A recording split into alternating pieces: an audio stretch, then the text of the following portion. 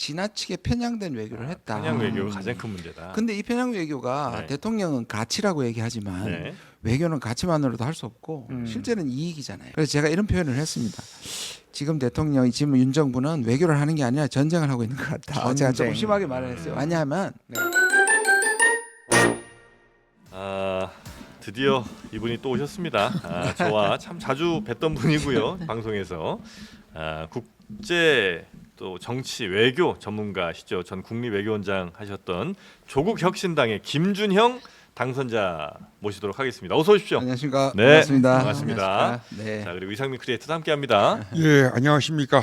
우리 문재인 정부의 국립외교원장이었죠. 하하하. 오늘 평ሻ마을에 어찌 보이지가 않아요? 2주 전에 뵀습니다. 아, 그렇습니까? 네, 얼굴이 좋으시네요. 매일매일 봐야지. 하하하, 정들 뻔했어. 자, 우리 김준형 저는 이제 원장님이란 네, 저기 원장님. 호칭이 아무렇게나 부르십시오. 아무렇게나. 네, 지금 과도적입니다. 아무렇게 부르셔도 네, 일단 뭐 당선되신 거 다시 한번 축하드리고요. 고맙습니다. 네. 자, 일단 최근에 뉴스가 하나 떠서 그거부터 좀 여쭤보고 나머지 좀 다시 네네. 여쭤보도록 하겠습니다. 그 부산 엑스포 유치를 위해서 우리나라가 뭐 그때 노력을 윤 정부가 많이 했다고는 하는데 네. 그러면서 12개 나라 우리랑 아주 뭐 친분이 교류가 많지 않은 조금 작은 나라들이죠. 네네. 12개 나라의 공관 설치를 엑스포 그 발표하는 그 3주 전에 투표죠. 네. 투표 3주 전에 공관 설치 발표를 해서 예. 이거 뭐 엄청 너무 이상하죠. 돈 낭비했다든지 이런 이제 발표를 하셨잖아요. 아니, 네. 제가 뭐 수십 년 외교부 공무원을 한 건 아니지만 네. 그래도 외교부 공무원을 2년을 했고 또 이 분야에서 좀 아는데요. 그 보통 공간 설치라는 게 한번 설치를 하면 사람도 가야 되고 건물도 가야 돼서 돈 많이 들죠. 예, 평상시에 한 2개 정도? 많아야 1년에 2개 정도 설치하는 거예요. 한 해. 예. 네. 근데 많이 설치할 때가 있었어요. 왜냐하면 이 외교 공간을 많이 세우는 게 남북이 냉전 대결을 했을 때 이게 하나의 체제 경쟁이었어요. 아하. 네네네. 그래서 7, 80년대 막 그런 경쟁을 했을 때도 이렇게 한 적이 없고요. 우리는 북한보다 몇 나라 더 공간 맞아요, 설치했다. 맞아요. 근데 모가디슈 같은 게 이제 그런 그렇죠. 배경 영화. 영화죠. 예. 그래서 신기하게도 작년엔 초유로 12개는 초유예요. 예, 계획이 한 한 번에 해에 12개. 12개고 네. 그중에 말씀하신 것처럼 다 뭐 이 말이 혹시 잘못 이해돼서는 안 되는데요. 예. 작은 나라도 중요하지만 네. 그게 한목에 갑자기 그중에 12개 중에 룩셈부르크를 빼고 나머지 11개 국가는 네. 투표권을 가지고 있는 남미와 그다음에 아프리카의 국가를 중심으로 그러니까 엑스포 투표권. 엑스표 투표권을 가지고 네. 있어요. 리투아니아, 그러니까 마셜제도, 함정이- 예, 맞아요. 보츠와나, 수리남, 슬로베니아, 시에라리온, 알았습니까? 아르메니아, 에스토니아, 흔들렸어. 자메이카, 네네네네네. 잠비아, 조지아 이렇게 있네요. 너무 이상하죠. 아. 그리고 아. 근데 제가 이제 요 그 기자회견을 하고 또한 무슨 정보를 받았냐면 네. 그 유명한 제외 공관장 회의가 지난 4월 20일 네네네네. 왜 유명해졌냐면 이종섭 네, 장관 맞아요. 사실 기다렸다가 4월 22일에 하면 되는데 그 전에 네, 6개국을 또 급하게. 모았잖아요. 네. 그게 매년 하는데 세 나라 정도의 대사 여기 12개 중에 네. 세 나라 정도의 대사만 내정이 돼서 참가했다고 합니다. 아직 다른 8개는 9개죠. 9개는 대사가 자, 없는 이게 뭘 상태. 의미하는지 좀 네. 더 조사해봐야 되는데 네. 만약에 저는 12개를 약속한 것도 문제지만 네. 약속했다는 그 나라가 한테 선물을 준 거란 말이에요. 네. 그 나라는 좋아하죠. 우리와 외교 관계를 가지고. 네네네. 그럼 혹시 떨어졌기 때문에 아, 세 개만 하고 나머지는 공수표를 날리는 거 아니냐? 아. 이것도 문제가 됩니다. 그 표가 확인이 안 되는 겁니까? 그 과정. 그렇죠. 비밀 투표니까 아. 다들 자기가 안 뽑았어. 너도 안 뽑았다고 얘기할 수 있죠. 나중에는 뭐 약속해 놓고 모른 척할 수도 있는 거네요. 전부 다 안 했다면 우리가 네. 빵표를 받았으면 아무도 말을 못 할 텐데 네. 아하. 26표를 받았기 때문에 아. 예, 갚아야 하는 겁니다. 아니 근데 저 뽑는다고 해놓고 안 뽑은 그 어떻게 거면 하냐고요, 그러니까. 그 공간 해준다고 하고 안 안 하는 해주는 것도 거랑 비슷한 건가요? 그러니까 이 자체가 우리가 이런 얘기하는 게 잘못된 거죠. 어떻게 그 매표를 위해서 그러네요. 우리가 수십 년 그 나라에 가야 하고 인력도 파견해야 되는 공간을 약속하는 건 문제가 있습니다. 보통 이제 공간 할 때는 같이 서로 하는 건 아니에요. 그냥 우리가 그냥 설치한다고 하면 일반적으로 기본적으로는 상호주의입니다. 그렇죠. 그렇죠. 예. 그런데 이제 이들 국가는 우리가 하면 바로 자기들 할 정도로 적극적이긴 합니다. 한국의 여권이 세계 1, 2위를 다루잖아요. 그렇죠. 이 국기가 네, 네. 마찬가지로 한국이 워낙 위상이 있으니까 외교 관계 지금 정부 때문에. 와서 많이 떨어지긴 했지만 그럼에도 우리가 그렇게 하면 좋아할 나라들인 건 맞습니다. 그렇습니다. 아, 혹시 외교 전술상 다른 나라에서도 이렇게 막 단시간 내에 공간을 지어주는 뭐 사례가 있었습니까? 없죠. 이런 건 있어요. 이 중에 예를 들어서 보츠와나 같은 나라는 네. 지금 우리 하는 광물이 굉장히 많이 포함되어 있습니다. 그러면 우리가 계속 이렇게 개발을 하다가 네. 서로 광물이나 이런 경제적 협력을 하다가 네네. 이걸 좀 원활하게 하고 우리한테 좋은 아. 조건을 하기 위해서 편의상 그리고 실제로 필요해서 할 수는 있습니다. 음. 그러나 이렇게 표를 앞두고 대량으로 엑스포를 위해서. 예 이렇게 거의 예 이거는 매표에 가깝다. 아. 물론 네. 확인된 건 아니지만 네네네네. 요 합리적 의심을 할 수준이 있고 제가 지금 예. 아직까지 의회를 의정 활동 못 하기 때문에 네. 한계가 있는데 네네. 외교부에 계속 예산을 보면 알 수 예산 보면 알 수 있겠네요. 있어요. 근데 네. 예산도 숨겨져 있어요. 아, 예를 그래요? 들면 아. 12개 공간 설치 이렇게 나오는 게 아니고요. 네. 아시아존에 얼마, 아. 미국에 얼마, 남태평양에 얼마 있어서 어디 숨겨놨습니다. 아. 근데 만약에 그럼 이제 문제를 삼으실 거 아니에요. 네. 문제를 삼는다면 외교부의 잘못은 뭐 어떤 법 위반 사항이에요? 아니면 그건 아니지만 그냥 판단 미스 뭐 요 정도로 문제를 삼으시는 거예요? 근데 그거와 동시에 이게 네. 지금 누구에서 이제 폭로가 됐냐면 오태규라고 언론인 출신인데요. 네. 태규. 오사카 총영사 문재인 정부 때 오사카 총영사를 하신 분입니다. 예. 그분이 이제 제보를 받은 것 같고 두 번째는 뭐냐면 아까 그것도 있지만 네. 두 번째 이슈가 하나 있는 게 뭐냐면 예. 그 각 공간에 대외비 비밀 전문을 보내서 지금 이기고 있다. 그리고 뭘 이기고 자, 있나요? 그러니까 엑스포가- 엑스포에서 놔두고 우리가 네네네. 지금 약간 차이로 뒤지고 있지만 아. 1차에서 지더라도 2차에서 얼마든지 뒤집을 수 있고 아. 그다음에 1차에서 사우디를 뽑은 나라도 2차에서 우리를 뽑을 수 있으니까 아. 마지막 이 푸시를 최선을 해라 다하자. 최선을 다하자는 네. 거를 보낸 것도 제보를 받았습니다. 공간이라는 게 우리 우리 공간들한테 공간 그 공간에 이제 최선을 다해라 끝까지 예, 끝까지 이렇게 다해라인데 아. 이게 이제 질문하신 것과 관련이 있어요. 왜냐하면 정말 그렇게 생각했다면 분석했다면 대통령실뿐만 아니라 외교 전문가라고 하는 각 공간의 판단이 완전히 엉터리인 거죠. 틀렸다는 거죠. 아, 예. 그러고. 그다음에 무능론이 나오겠죠. 알았는데도 아. 용산에서 무조건 그 부분을 하게 해라고 받아서 알면서도 그렇게 보낸 건지 아. 이것도 또 중요한 문제 중에 아. 하나예요. 네네네네. 그렇게 됐다면 심각한 이거는 뭐 국정에 예. 빵꾸가 난 거니까. 네. 이게 아까 말씀드린 12개국이 앞으로 수십 년 동안의 인력과 이제 또 저 빌딩도 사야 하지요 이런 네, 것들을 네. 세금 낭비죠.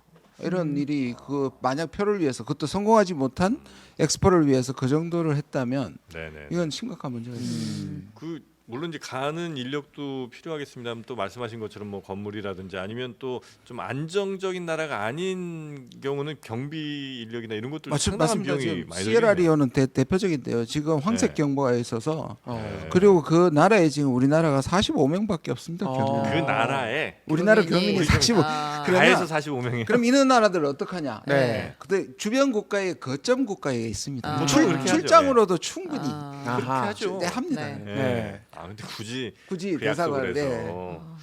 요건 이제 나중에 계속 추적해 보겠습니다. 등원하시고 네. 나면 이제 본격적으로 네. 아마 문제를 제기하실 거라고 생각을 좀 하고요. 일단 우리나라 현재 그 외교에 대해서 되게 문제점들을 많이 이제 지적을 좀 해주셨잖아요. 네. 현재 윤석열 정부의 가장 큰 외교 실수 만약에 이것저것이 있겠다고 생각하시겠습니다만 그 중에 가장 큰 게 있다면 뭡니까? 실수가 어디 있어? 실수가 없지.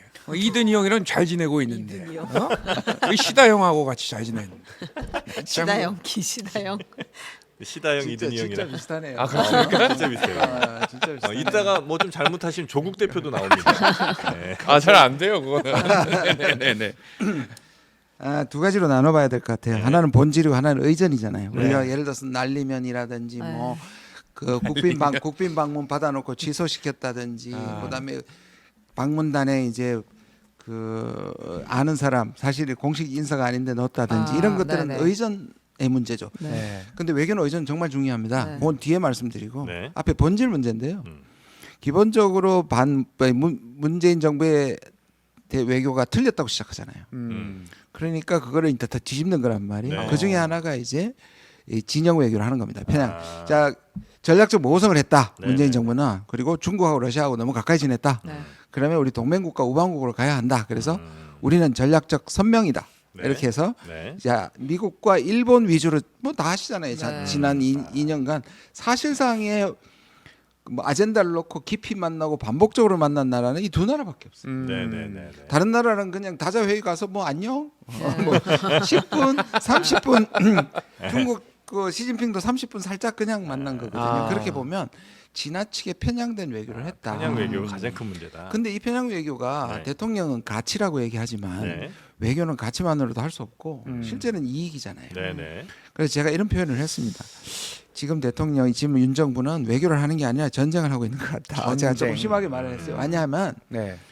전쟁은 적군과 아군을 확실하게 구별해야 됩니다. 네. 그래서 우방국과 동맹국과 같이 가고 적대국은 적대 관계가 되는 게 맞죠. 네.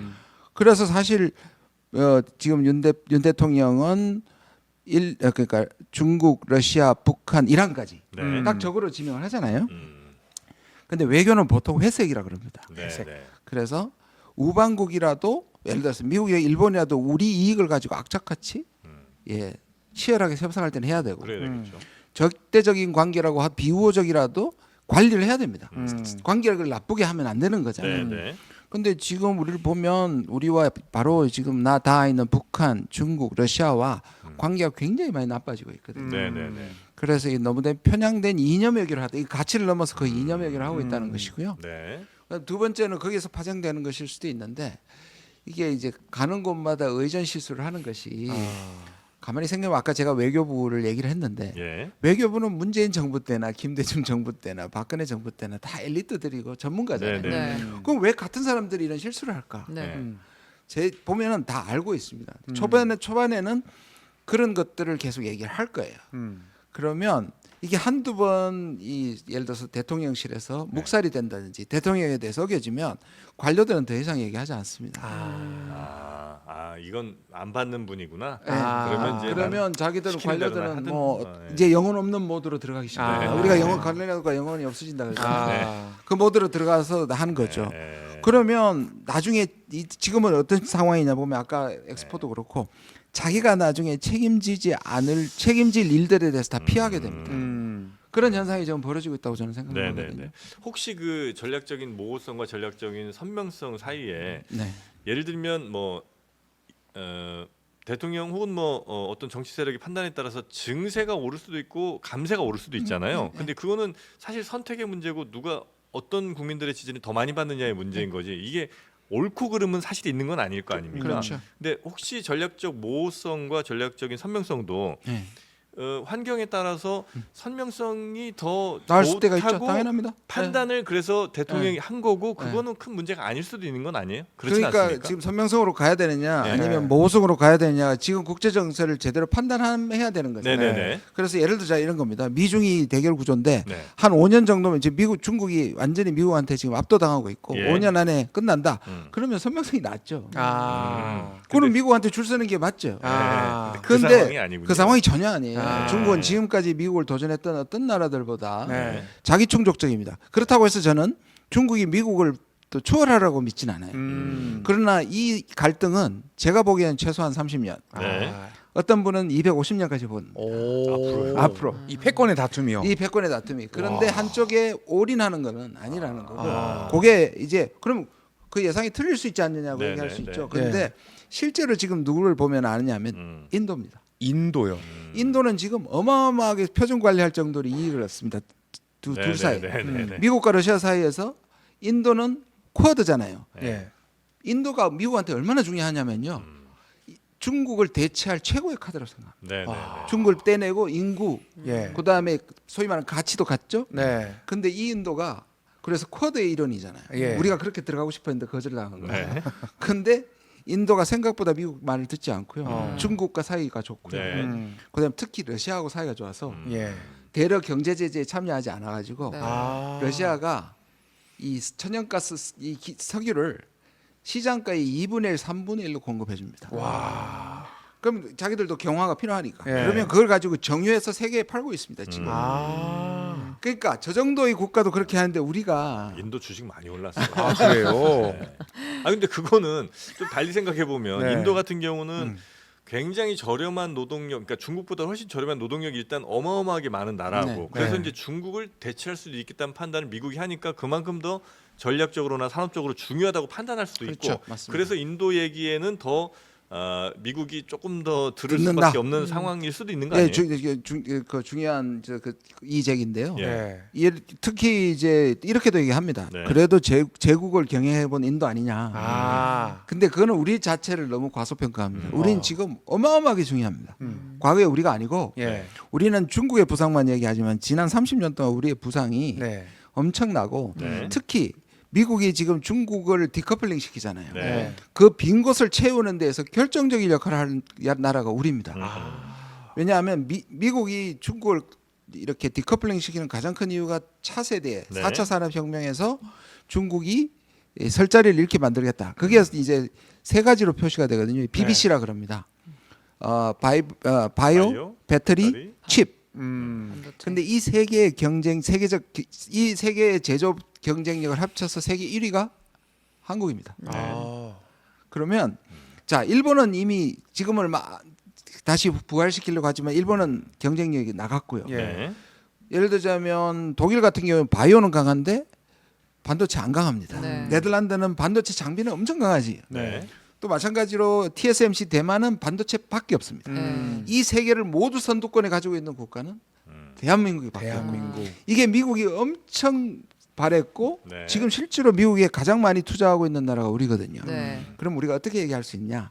미국에 이 정도로 투자하니까 네. 우리가 미국에 대해서 이익을 확보하고 투자에 대한 대가를 받아야 되는데 지금 정부는 아까 말씀드린 것처럼 이념과 가치가 같기 때문에 네. 바이든 정부한테 하나도 단 한 번도 욕을 하지 않아요. 욕을 한 적이 없습니다. 어.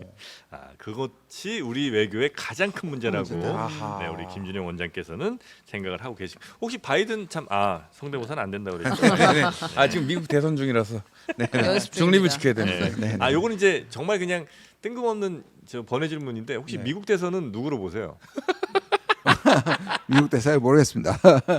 에이. 미국 대선? 네. 대선. 아 솔직히.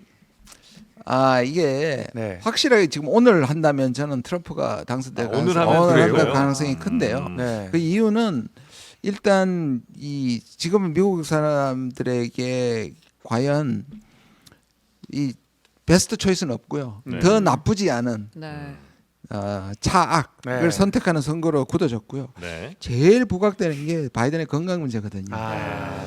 저는 앞으로 향후에 바이든이 계단에서 한번 쓰러진다든가 예. 또는 혼절하는 거라든가 네. 그런 게 오히려 가장 큰 변수가 될 거라고 개인적으로 생각합니다. 아니 그 되게 불안한 요소. 네. 그렇죠. 그 프레임을 또 확실하게 지금 트럼프가. 심어놨고 그런 실수들을 과거에 했잖아요. 네. 그런데 딱 선거를 앞두고 그렇게 되면 네. 저는 그게 오히려 치명적일 근데 거다. 또 트럼프 하면 또 리스크가 네. 사법적인 부분 아니겠습니까? 네. 그 부분을 또 미국 민주당에서도 공세를 하더라고요. 근데 이제 한국하고 좀 다른 점은요. 네. 예. 미국 사람들은 투표나 사법적인 것이 국민들의 선택을 방해하는 것에서 굉장히 혐오합니다. 그게 그 사법적 판단이 우리 네, 국민들의 네. 판단을 일단은 우선한다고 생각은 안 하시는 절대 것 안, 같아요. 절대 안 합니다. 오히려 그렇게 하면 네. 오히려 피해자, 아. 희생자, 탄압받는 사람의 이미지를 강화시킬 겁니다. 우린 최종 보스가 하여튼 대법원인데 혹은 뭐 헌재인데 네. 거기는 국민들의 뜻이 아마 최종 보스라고들 맞습니다. 생각하는 것 같아요. 그 중간 선거에서 생각보다 바이든이 네네네. 이긴 이유 중에 우리나라에 덜 알려진 게 뭐냐면 낙태권에 대한 겁니다. 낙태권. 사법권이 왜 낙태권을 다시 금지시켰잖아요. 예. 그게 미국 사람들은 아무리 보수라도 네. 그거를 법이 정해가지고 나한테 뭐 하는 거에 대해서 아. 엄청나게 반대를 자유에 대한 침해로 예, 보는군요. 보는 거예요. 그거와 똑같은 겁니다. 네네네. 자 그러면 이제 조국 혁신당 이야기를 네네. 조금 돌고 가보도록 돌아서. 하겠습니다. 네. 네네네. 괜찮으시죠? 아 이제 정치인이 되셨어요 완전히 네. 보니까 아. 제가 인터뷰를 몇 개 봤는데 네. 이제 외교 얘기할 때보다 정치 얘기할 때 더 편하게 생각하시는 것 그런 같아요. 자 그러면 일단 선거 전에 이제 그런 얘기 많았습니다. 조국 혁신당 결국 이제 총선 끝나고 나면 어쨌든 12석이라는 물론 이제 굉장히 큰 성공이지만 그 원내에서 결국 하다 보면 너무 힘들고 뭐 이렇게 되면 뭐 뜻이 크게 다르지 않은 민주당과 결국은 같이 가지 않겠냐. 같이 간다는 얘기는 그러니까 합당까지 가지 않겠냐라고 생각하시는 분들이 많았고요. 네. 지금도 이제 그 생각하시는 분들이 많은데 네. 그거에 대한 확실한 답이 있습니까? 예, 오판이십니다. 오판입니까? 네, 확실하게 오판이라고 얘기할 수 있습니다. 같이 합당할 일은 절대 저는 우리 당이 절대 안 가겠지만 가면 저는 안 갑니다.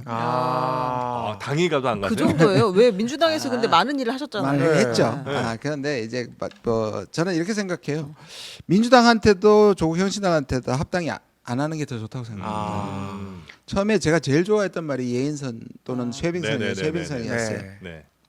민주당의 다양한 그 층이 있잖아요. 저는 민주당이 굉장히 보수 내부에서 네. 상대적으로 보수적인 분이 있고 진보적인 분들이 있는데 그 지지자도 마찬가지겠죠.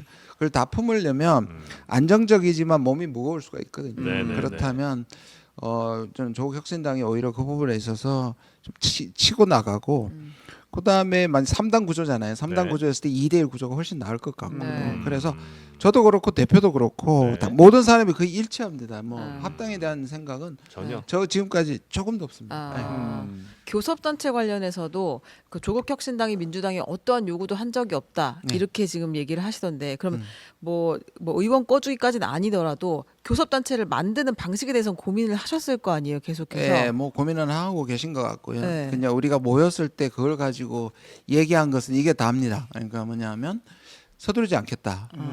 구체적으로 우리가 이랬잖아요. 기준을 내리는 방법이 있고 모으는 방법이 네, 있잖아요. 그런데 말한 것처럼 내리는 방법 우리가 어떻게 할 수 있는 방법도 아니고 네. 그러니까 우리가 어떻게 할 수 없으니까 기다리자는 것이고 모으는 방법도 사실 지금 당들이 우리가 거의 다 모아야지 지금의 네, 기준으로 네. 되니까 그것도 네. 쉽지 않은 일이지 않습니까? 네. 또 보궐선거가 또 있고 이런 거 봤을 때 변수가 지금 뭔가 우리한테 대해서 확실한 결정을 할 수 있는 상황이 아니니까 네. 지금은 지켜보고 서둘지 않겠다는 것이고요. 일단은 대표가 구상을 하고 있으리라 생각하는데 당내에서는 의원들끼리는 얘기한 적이 없습니다. 교섭단체에 대해서는 네네. 그래요. 근데 이제 교섭단체가 된다는 거는 물론 되는 것 자체로도 의미가 있습니다만 실제로 국회에서 할 수 있는 일들이 훨씬 많아지죠. 너무나 차이가 많이 나잖아요. 그렇죠. 예, 그래서 조국 혁신당을 또 지지하시는 혹은 뭐 기대하시는 분들은 네. 어떻게든 좀 교섭단체 만들어서 정말 쇠빙의 얼음 막 깨는 네네. 건 좀 보고 싶다 이런 분들도 계실 텐데 그럼요. 그러나 그거는 우리가 할 수 있는 일이 아니니. 그러니까 너무 좋죠. 네. 그거에 대해서 뭐 가치나 그렇게 되고 싶다. 예. 그에 대해서는 뭐 의문의 여지가 없는데요. 그건 그러니까 우리 억지로 우리 추진하거나. 우리 마음대로 할 수 있는 일들이 없고요. 네. 예, 무리해서 또는 국민이 보시기에서 저렇게까지라는 말은 안 듣고 싶은 겁니다. 네. 혹시 그게 교섭단체가 됐을 때 민주당으로서는 조금 부담스러울 수 있다는 생각도 하세요? 그는 민주당 내부에 지금 그런 얘기가 나올 수 있는데요. 뭐 네. 저는 그렇게 생각하지 않고 우리는 그렇게 생각하지 않는데 뭐 네. 내부에 그런 의견을 가질 수도 있겠죠. 아. 네네. 아니 근데 왜 조국혁신당으로 가셨어요? 저요? 네. 궁금하세요? 네.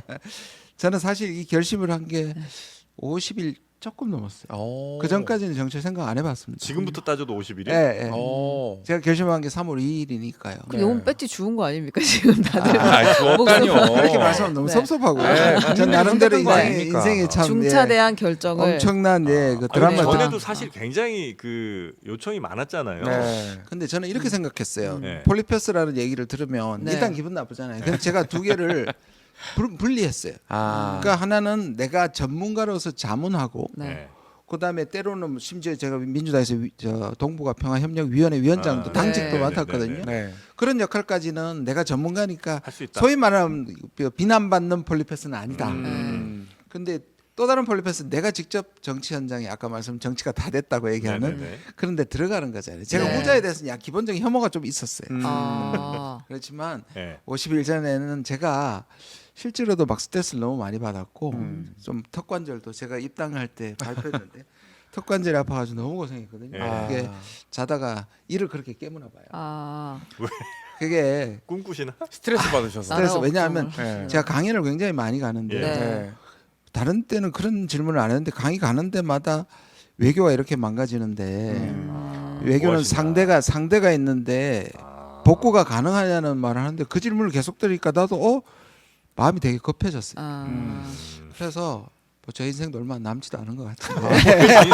발언들이 이렇게 극단적이셨어요. 그래서 아니 뭐 농담이고요. 네. 제가 하던 일이 강연이나 자문이나 방송 같은 것들이 전체의 의견을 그 오랫동안 빌드업하는 건 있지만 바로 현장에 가서 힘을 발휘하기는 시간이 걸린다는 생각을 많이 했고요. 네. 제가 지난 25년 동안 교수를 했기 때문에 이제는 한번 승부를 걸어보자 할 때 네. 조국 대표가 손을 내밀어 주셨어요. 원래 친분이 좀 있으셨나요? 아니요, 친분은 없었고요. 서로 아. 그냥 멀리서 알고 있는 거였습니다. 민주당에서도 제안을 하지는 않았어요? 민주당에서 네 제안하는 분도 계셨는데 네. 구체적으로 뭐 비례로 모시겠다라든지 뭐 비례로 들어와 주십시오 하는 얘기는 없었어요. 근데 이제 정치를 하겠다는 건 굉장히 큰 결심이신 거잖아요. 예. 근데 이제 그 당시에 그 조국 대표가 같이 하자라고 했을 때 조국 혁신당의 지지율이 그렇게 높지는 않았으니까 네. 바로 당선이 될 거라고 생각하지는 못했을 것 같고. 예, 사실은 제가 한번 거절했거든요. 제가 그 2월 말에 냈는데 제가 거절했습니다. 이게 가시밭길이 될 거라는 생각을 하셨을 예, 거잖아요. 그렇죠. 그런데 거절을 했는데 네. 그다음에 이제 두 번째 했을 때는 저는 이렇게 생각했어요. 두 번째는 이제 아까 그 사실상 기다리고 있었다, 비워뒀다 이러고 얘기하시고 두 번이나 저한테 했고요. 그때 막 심경의 변화가 좀 있었고요.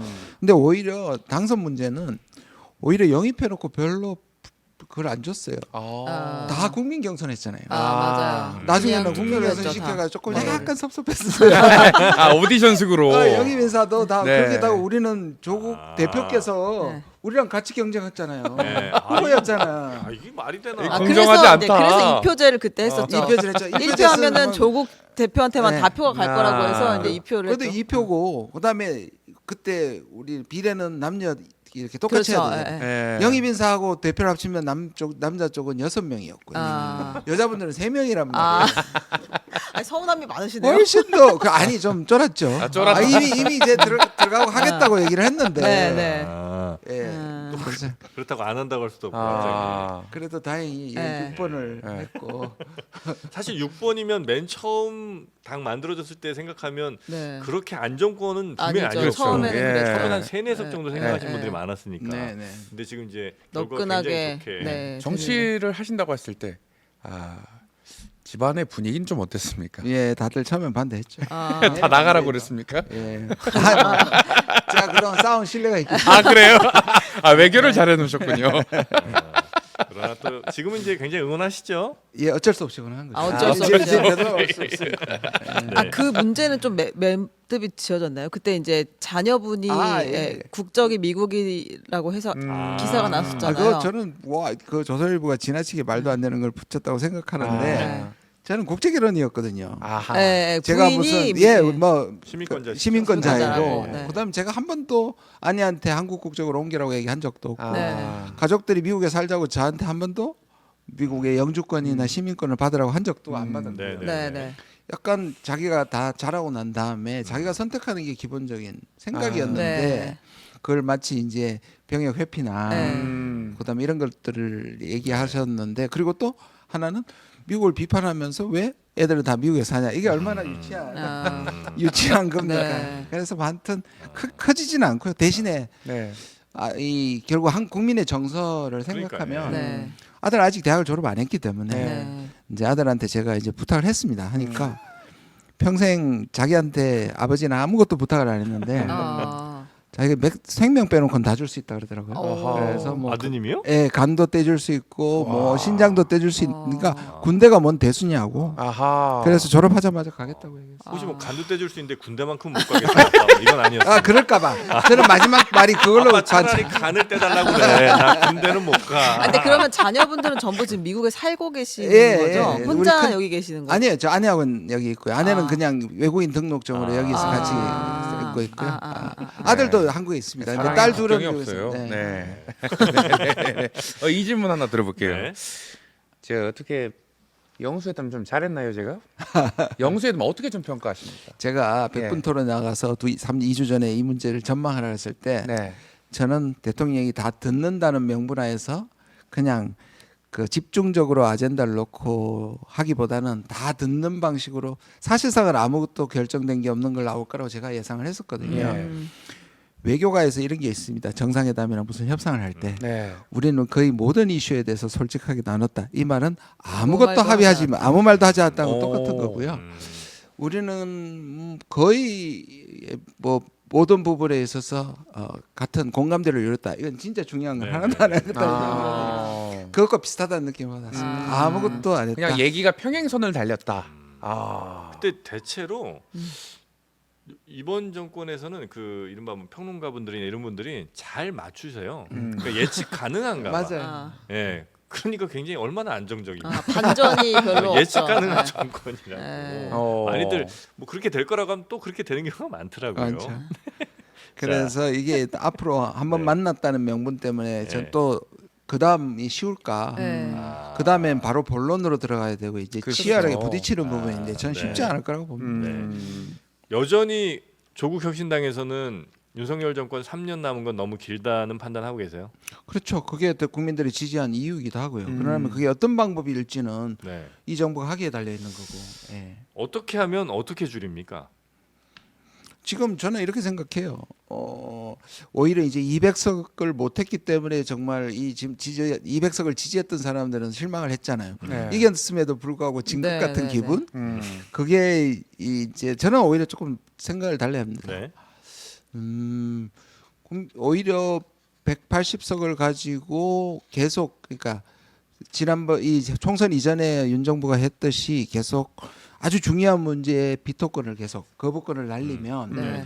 저는 이 정부가 계속 못 간다는 정당성을 그러니까 3년이 너무 길어 빨리 내려야 되는 정당성이 훨씬 더 쌓인다고. 확보됩니다. 쌓인다고 저는 생각해요. 누적된다. 네. 지금 정도보다 훨씬 더. 왜냐하면 이미 탄핵을 했던 경험이 있기 때문에. 네. 물론 그 탄핵도 불법적인 게 아니고 우리 헌법에 있는 네, 대로 네, 다 네, 되는 네, 거니까. 네. 그러나 국민들은 거기에 대한 부담을 가지고 계실 겁니다. 네. 그러면 이게 도저히 안 되겠다는 부분에 대한 빌드업이 될 것이다. 오히려 네. 이게 오히려 저는 더 나을 수도 있다 선택이 그렇게 생각합니다. 그럼 이제 빌드업 됐다고 치고요. 네. 아무리 빌드업 되더라도 중대한 법률 위반 행위가 있어야 있어야 되죠. 되는 거잖아요. 뭐 저는 뭐 예를 들자면 이 최상병 문제는 만약에 네. 이게 대통령실의 개입이나 대통령의 개입이 있어가지고 이게 했다면 이건 탄핵 사유에 충분하다고 저는 생각하거든요. 이뿐만이 아니라 이 지금 계속 저는 이제 총선 이렇게 되면 아까 제가 모두에 말씀드린 그 사건도 제보로부터 시작하잖아요. 네. 이게 이제 아까 말한 영혼이 없는 관료들도 네. 그 다음을 생각하게 되고 아. 그러면 이런 것들이 이제 밖으로 새 나오게 되고 그러면 그런 문제들이 이제 많이 노출될 거라고 생각합니다. 네네네. 대통령이 혹시 조국 대표를 만날 일은 없을까요? 예측 가능하잖아요. 만나시는 게 좋지 않을까요? 아. 저는 근데 아까 말씀드린 거와 같은 맥락입니다. 네. 총선에 대한 압박, 네. 당내에서도 압박하고 반드시 만나야 된다는 이 어마어마한 압박을 한번 숨 돌리기 위해서는 지금 만났다고 생각하거든요. 네. 진정성 있게 만약에 듣는다면 뭐 비서실장이나 총리 후보 같은 것은 지금 아직은 안 나왔습니다만 이런 것들이 대통령이 변했다는 게 확실히 노선을 바꿨다는 느낌이 안 들거든요. 네. 그렇지 않다면 구태여 조국 혁신당 대표를 만날 것이냐 어려울 것 같고요. 네. 아까 말씀드린 게 이 대표도 이제 이슈를 가지고 만날 것이냐 이것도 그렇고 아니 가만 봐도 지금 그 총리를 어떻게 하실 건가에 대해서 총리. 구체적으로 네, 네, 네. 나누지도 않았지 않습니까? 네. 그래서 대통령이 지금 바뀌어야 되는데 확 변한 것 같지 않습니다. 바뀌는 것 저는. 같지가 네. 않다. 그리고 108석으로 충분히 이전처럼 거부권 행사하면서 이렇게 왔던 것처럼 가는 길을 아마 택한 것 같다. 예. 아, 조금 더 일단 숨을 돌리고 전국 상황을 보시겠죠. 그러면 네. 임기 단축에 대한 명분을 아마 쌓는 그런 일이 될 것이다. 계속 될 것이다. 아. 대통령이 변하시지 않으면 저는 그렇게 될 거라고 그 생각합니다. 외교적으로 대통령 부부가 지금 올해는 이제 순방을 한 번도 안 가셨고 작년에는 굉장히 많이 갔잖아요. 이제 김건희 여사 계속 안 나오고 있는 상황인데 누군가를 초청했을 때 혹은 우리가 갔을 때 그냥 여사가 안 가도 상관없는 건가요? 예, 안 가도 상관은 크게 없긴 문제는 안 합니다. 되는 거예요. 예, 이제 뭐 국빈 방문이나 이럴 네. 때는 이제 또 격식을 갖춰서 가는데 안 네. 갈 수도 있고요. 뭐 실부 방문도 있고 다 있는데요. 이제 문제는 제가 보기에는 재개될 거라고 보거든요. 네. 왜냐하면 지금까지는 총선 때문에 네. 리스크가 있었으니까 영부인의 리스크가 있었기 때문에 안 나왔다고 생각이 들고요. 그다음에 순방 외교에서 많은 일이 일어났기 때문에 그것들을 네. 다 미뤘다고 사건 생각을 사고가 좀 하거든요. 있어서. 사실 독일에 국빈 방문 국빈 받아놓고 방문을 일주일 안 전에 갔죠. 예, 대표단까지 다 가 있는데 네. 취소하는 외교적 관례를 어긴 적도 있기 때문에 네. 저는 뭐 가고 싶어 하신 것 같고 어떤 면에서 이제 국내 정치에 한계가 생겼잖아요. 네. 그러면 외국 언론도 그렇고 자체 판단도 외교는 대통령의 독점적 권한이 많이 작동하는 곳입니다. 네. 그래서 그쪽에 집중할까봐 저는 걱정이 됩니다. 아, 그게 걱정이에요. 걱정이죠. 아니 왜냐하면 아까 국내에서 예, 힘들어지면 자꾸 나가셔가지고 자꾸 나갈 이런저런 수도 일을 있고, 하실까 예, 봐. 외교는 외교 부분에서 네. 사실은 의회나 국민이 여기에 대해서 왜냐하면 외교 행위도 국민의 주권에 벗어날 수는 없는데 네. 현실상 네. 미국은 사실 국회의원과 예를 들어 안보실이나 있어서 기본적인 논의를 계속 하는데 한국은 완전히 행정부에 독립돼 있거든요. 네. 그래서 사고를 치면 막을 길이 네, 없습니다. 네, 네. 해외에서도 김건희 여사 관련한 이슈에 주목을 하는 편입니까? 그럼요, 합니다. 아. 당연히 합니다. 아, 예. 그래요? 관심이 좀 있어요. 그렇죠. 음. 아니 우리가 프리고진 같은 사람의 쿠데타가 3시간 만에 아, 러시아에. 한국에 알려지는 네. 세상입니다 지금. 예. 예. 그러니까 거의 모든 이슈가 그냥 세상에 몇 시간 만에 다 알려진다고 생각하면 되는 문제이기 때문에 네. 네. 이게 이제 우리가 보통 이제 국격, 국위, 국력 이렇게 삼국자를 쓰는데요. 네. 그런 부분에서 상대적으로 음. 아직도 여전히 많은 국가들이 한국을 좋아하지만 네. 저는 좀 굉장히 낮아졌다. 음. 상대적으로 낮아졌다는 게 저로서는 아, 안타깝습니다. 낮아진 건 맞아요? 예, 맞습니다. 아. 보십시오. 일단 우리가 지금 G7에도 초청 안 받았죠. 네, 네. 엑스포에도 초청을 안 받았지 않습니까? 심리적 G7 국가 아, 심지어 아니 그리고 왜 네, 그러십니까? 미안합니다. 잘 보십시오. 우리 세계 3대 이슈가 네. 국제 정치의 3대 이슈가 하나가 미중 예, 경쟁이고 두 번째는 기후고요. 네. 세 번째가 글로벌 사우스입니다. 네. 네. 아, 미중 경제에서 우리가 미국을 선택한 것 외에는 하나도 주도적인 것에 지금 우리가 하고 있는 게 없고. 없습니다. 네. 문재인 정부 때는 기후 부분에서 굉장히 우리가 하려고 했고 음. 더 중요한 거는 한국의 분단이나 동북아의 평화에서 옛날에는 한국 얘기만 하면 북한 얘기한다고 너무하다고 얘기할 정도였는데 지금은 대통령이 지난 2년 동안 한반도 평화에 대해서 세계적 도움을 받으려고 한 번도 오. 심지어 유엔 연설에서도 한반도 평화가 없었어요. 이게 말이 됩니까? 오. 그러니까 우리가 주도하는 아젠다가 하나도 없어요. 네. 아, 근데 한반도 평화는 네. 이야기를 그렇게 많이 할 때나 네. 아니면 지금 전혀 안 하고 있을 때나 네. 우리가 느끼기에는 큰 차이가 없는 것 같은 아니요, 생각도 좀 그렇지 않습니다. 들거든요. 왜냐하면 네. 우리는 이렇게 너무 이것도 극단적으로 생각하는데요. 네. 중국과 러시아가 우리가 친하게 지냈다고 해서 북한을 제대로 관리는 해줬어? 이런 얘기잖아요. 네네네. 실제로는 거기에서 잘못된 전제는 뭐냐면 네. 중국과 러시아가 북한을 완전히 통제할 수 있다는 전제예요. 안 그렇습니다. 아. 그런데 그러면 없는 것보다는 없는 네. 것보다 훨씬 낫습니다. 음. 예를 들어서 지금 우리가 안 하니까 북한하고 중국, 북한하고 러시아가 관계가 계속 좋아지잖아요. 네. 그러면 우리가 이거를 제어하기 위해서라도 이 관리를 해야 되는 겁니다. 아하. 근데 지금 한러 관계, 한중 관계는 거의 바닥이거든요. 네. 네. 그러니까요. 아.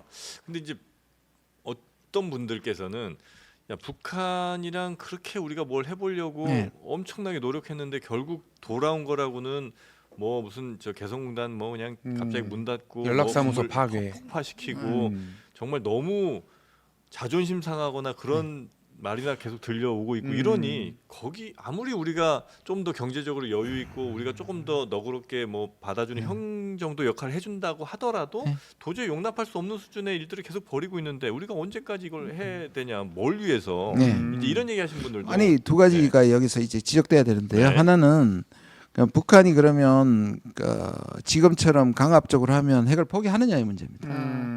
안 하잖아요. 네. 어쨌든 안 하잖아요. 안 하잖아요. 네. 그러면 어쨌든 안 하는데 네. 그때와 지금 차이는 뭐냐? 네. 문재인 정부 때는 이런 긴장이 없었지 않습니까?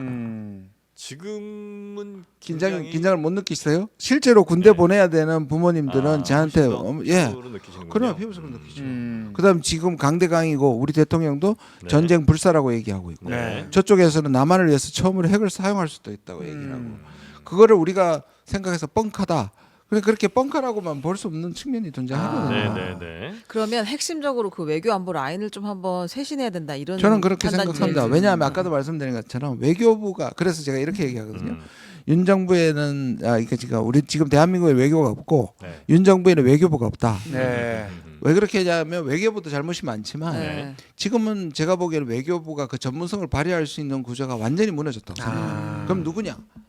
안보실이거든요. 아. 용산의 안보실이거든요. 네. 그럼 용산의 안보실이면 안 바꾼다 하잖아요. 네. 총선에 대한 책임을 안 하고 다 안보실 유일하게 안 바꾸고 제외하고 다 제외하고 다 바꾼다고 바꾼다고 했죠. 얘기했거든요.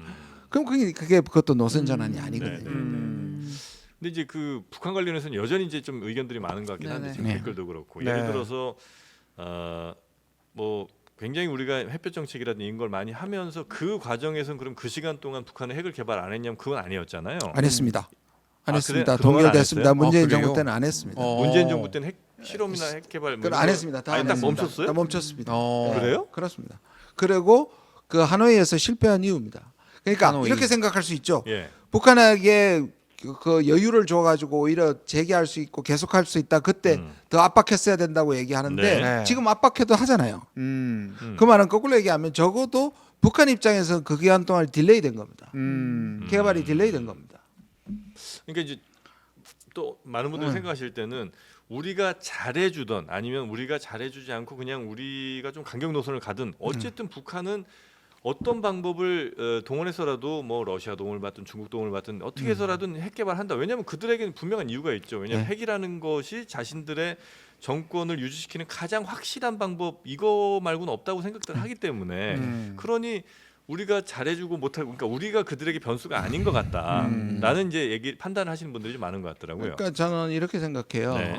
북한이 이 적어도 2018년에는 두 가지 옵션이 살아 있었다고 생각합니다. 지금 말씀하신 것처럼 네. 핵을 개발해서 자기를 지키겠다. 가장 확실하죠. 네. 근데 이게 약점은 뭐냐면 평생 그렇게 갈 수 없다는 거였습니다. 왜냐하면 핵은 개발하기도 어렵지만 그걸 유지하는데 어마어마한 돈이 들다는 그렇죠. 말이에요. 네. 그러니까 북한의 경제 상태를 생각하면 그게 답은 아니었어요. 네. 그래서 북한의 김정은이 생각한 거는 핵을 가지는 것보다 내가 더 안전해 줄 수 있다면 예를 들면 미국하고 수교를 한다든지 남북이 네. 좋아지면 그러면 핵을 구태여 개발 안 해도 살 수 있다는 옵션이 이 두 개 옵션을 똑같이 비중 있게 봤다는 뜻이 아닙니다. 예. 근데 그 옵션이 살아 있었고 아. 근데 그 옵션이 하노이에서 뒤통수를 북한 입장에서 뒤통수를 맞았단 네. 말이에요. 네. 그리고 북한이 발표한 건 뭐냐면 이 두 번째 옵션을 던져버린 겁니다. 음. 이제는 하나밖에 없는 거죠. 아. 그러니까 북한은 적어도 당분간은 첫 번째 옵션밖에 없는 거예요. 그럼 그다음 우리가 어떻게 할 것이냐? 네. 더 압박해서 북한이 이걸 취소시킬 수 있냐? 지금까지 압박이나 제재를 통해서 핵을 포기한 적이 단 한 번도 어떤 국가도 없습니다. 아. 그리고 북한은 지금 거의 완성형 핵국가입니다. 네네네. 그리고 다종의 다양한 것을 갖고 있는데 두 가지밖에 없습니다. 그러면 하나는 전쟁하는 거고 네. 두 번째는 북한이 붕괴되는 겁니다. 아. 제재 시스템도 이제 작동하지 않습니다. 왜냐? 네. 러시아와 북한, 중국이 미국하고 사이가 나빠졌어. 네. 유엔에서 보시면 알겠지만 탄도 미사일 쏴도 네. 유엔에서 아무런 성명도 못 내지 않습니까? 아. 제재 시스템은 거의 무너졌다고 생각해요. 네. 네. 그러면 북한이 자체 붕괴하거나 전쟁할 수밖에 없는데 음. 전쟁은 우리가 받아들일 수 없잖아요. 네. 그러다가 핵전쟁도 날 수 있고. 네네네. 그러면 북한이 붕괴하느냐? 안 하니까요. 그럼 어떻게 지낼 거냐? 오히려 그것이 역설적으로 북한을 관리해야 되고 긴장을 관리해야 되고 북한이 그 개발을 또는 지연시키거나 하기 위해서 중국과도 관계를 우리는 러시아와 관계를 해서 네. 이것들을 안전보장적인 장치를 많이 마련하는 게 맞지 전쟁이거나 이룰 수 없는 북한의 붕괴에 매달린다는 것 자체가 네. 오히려 답이 없습니다. 또 하나는 네. 그 우리가 과연 그러면 누구 얘기라 그러는데 본인 얘기 같죠? 아니야. 친구 얘기. 또 하나는 네. 북한이 우리를 정말 그러면 진정한 대화 상대로 아. 생각을 하느냐. 그러니까 네. 북한은 늘 뭐 제 기억으로는 한 80년대 90년대 이후부터도 계속 그랬던 것 같은데 아. 미국을 대화 상대로 생각을 하고 음. 미국과 가는 길에 우리가 잠깐 뭐 길잡이 정도는 한 통미봉남. 그 정도는 생각할 네, 것 같지만 맞습니다. 네. 결국은 이제 미국의 본심을 중요시 생각하는 것 같다. 근데 그 얘기는 달리 생각하면 사실상 우리가 북한에 대해서 단독 변수는 아니고 네. 미국이 결정하는 것에 조금의 영향을 약간 주는 정도 아니겠느냐는 생각을 하시는 분도 계신 것 같습니다. 아니 우리가 북한 입장에서 한번 생각해 보십시오. 네. 네. 과연 누가 자기들의 생사 여탈권을 가지고 있느냐? 당연히 미국이겠죠. 네. 전쟁도 네, 같이 네, 했고. 네. 그러나 우리가 두 번 정도인데요. 1998년에 클린턴 때 김대중 대통령 그리고 2018년에 이 한반도 평화 프로세스 끊어냈을 때의 문재인 대통령은 네. 그 북한에서 우리한테 손을 내민 가장 큰 이유는 우리가 미국을 움직일 수 있다고 생각했기 때문입니다. 한반도 운전자로. 그러니까 그 운전자인데 그게 완벽하게 움직이지 않더라도 지금 네. 말씀 우리가 변수가 됐거든요. 아. 그래서 말씀하신 것처럼 우리 문제인데 우리가 빠지고 북미가 하는 게 우리가 용납 못하죠. 저는 그거 용납 못한다고 그렇죠. 네. 생각해요. 네. 그러면 우리가 여기에서 실제로 두 가지를 다 해야 되는 겁니다. 네. 남북 간에서도 우리가 레버리지를 가져야 되고 네. 미국에 대해서도 우리 없이 북미가 오히려 그 말씀하신 거죠. 뭐죠? 통미봉남. 통미봉남이 되지 않도록 네. 두 가지를 다 가져야 되는 거죠. 네. 근데 그것이 안 듣는다고 해서 우리가 그러면 우리가 빠지면 문제는 더 커지는 거죠. 예를 들어서 트럼프가 지금 등장해가지고 우리 네. 빼고 한다고 칩시다. 네. 그럼 우리가 다 맡길 수 있느냐? 아. 아닙니다. 맡기면 안 됩니다. 아. 그래서 이제 아마 윤석열 정부는 그렇게 하는 관리 비용보다는 차라리 그러니까 우리가 자강 직접 그러니까 우리가 더 강하게 군 훈련하고 더 강한 군대를 만들어서 압도적인 우위를 지키면 차라리 그게 더 평화로 가는 더 적은 비용의 평화로 갈 수 있는 길일 거다라고 아마 생각을 하시는 그렇죠. 것 같아요. 그래 지금 네. 우리도 북한하고 똑같. 저는 북한 방식인 거예요. 그래서 제가 적대적 공존이죠. 네. 그러니까 외교를 통해서 안정시키기보다는 네. 내가 힘을 가지고 네. 강대강으로 가겠다는 거잖아요. 지금 네. 두 사실 똑같은 방법이 부딪히고 있는 겁니다. 아. 이름 이제 위험은 우리가 더 크죠. 아. 왜냐 우리가 더 잘 살고 우리가 개방형 잃을 게 통로. 많으니까. 네, 이렇게 훨씬 많아요. 그러면 이제 미 대선도 있고 사실 당선자님 보시기에 어떤 대통령이 미국에서 어떤 대통령이 당선이 돼야 예. 이 우리에게? 남북 관계에 새로운 모멘텀을 만들 수 있다고 보십니까? 왜냐하면 오바마 그리고 뭐 트럼프 이런 분들이 외교 노선이 좀 다르잖아요. 네네. 다르죠.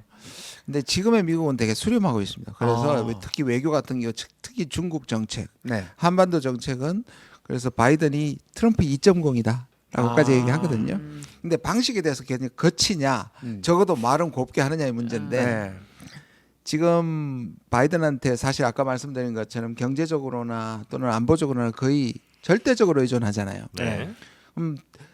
바이든이 되면 이게 계속 가겠죠. 음. 그리고 계속 우리한테 아까 말씀 우리가 중요하니까 네. 우리에게 도움을 바랄 것이고 심지어 아까 말씀 안 드렸습니다만 우크라이나에서 전쟁에서 우리가 지금 무기까지인데 미국은 거기에 더 많은 협력을 하기를 원하고 네. 더 문제는 대만의 유사시에 한국이 개입해야 된다는 얘기를 하고 있거든요. 네, 네. 그러면 이게 우리한테는 큰 도전이고 네. 그러면 트럼프가 되면 네. 진보 일부에서는 2018년에 그 추억 때문에 네. 나을 거라고 얘기 차라리 생각하니까 트럼프가 낫다고 그때는 하는 다 같이 일부인데 저는 모였으니까. 그렇게 동의하지 않습니다. 아, 그래요? 왜냐하면 물론 그런데 이제 한번 실패해봤잖아요. 네네네. 오히려 한국이 제외되고 지금의 윤 정부의 능력을 봐서는 네. 오히려 북미가 우리 없이 결정할 수 있는 다이렉트로 위험이 있고 아. 또 하나는 분담금부터 무기까지 너무 지금 우리가 이렇게 의존하고 있잖아요. 네. 그러면 트럼프는 그거 다 돈 내라라고 아. 할 겁니다. 네, 그 비용이 어마어마하게 어마어마하게. 아하. 예전에도 뭐 그 주한 미군 그 주둔 비용을 네. 그때 얼마 10배? 뭐 이렇게 예, 갑자기 네네. 지금 이미 얘기했습니다. 지금 네. 6배.